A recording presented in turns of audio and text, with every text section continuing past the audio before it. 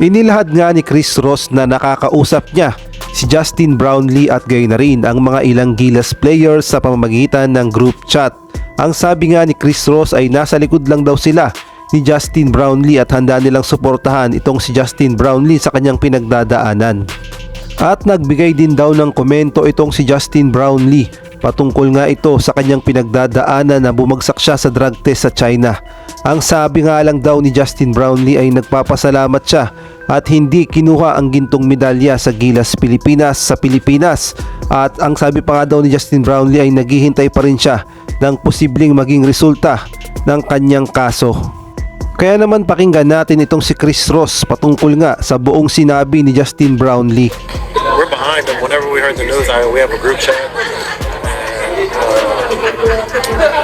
I messaged him, or I messaged in the group chat telling him that we're all behind him, and everyone chimed in saying that they're behind him. And I actually texted him. We were texting a couple of days ago, and just checking in on him, seeing how he was doing, and he said some Justin Brownlee things, saying they're just kind of waiting, and he's just happy that they weren't going to take the gold away from us. And that's something that Justin would say, right? So, and then I told him, I said, man, everyone knows we won the gold, man. I just kind of wish you would play. So, it was just Justin knows that we're all behind him, and what he means to not only the PBA. Kaya naman malinaw na ang lahat na kahit nga itong si Justin Brownlee ay naghihintay pa rin ng posibleng ihatol sa kanya.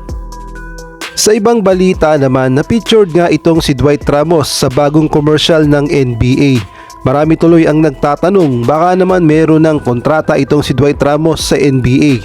Ngunit marami din ang nagsasabi na ginamit lang talaga si Dwight Ramos upang maka-attract ng mga Filipino viewers at mas marami pang makapanood o mas marami pang manood ng mga Pilipino sa NBA. Kumbaga ginawa lang commercial model si Dwight Ramos at marami rin ang napatanong bakit hindi na lang si Kai Sotto ang ginawang commercial model ng NBA para dito sa Pilipinas. Ayan tuloy ang tanong ng mga nakararami. Mukhang si Dwight Ramos na ata ang papalit kay Kai Sotto pagdating sa pag-iendorso ng NBA. Ano sa tingin nyo? Maaari kayong mag-comment dyan sa baba.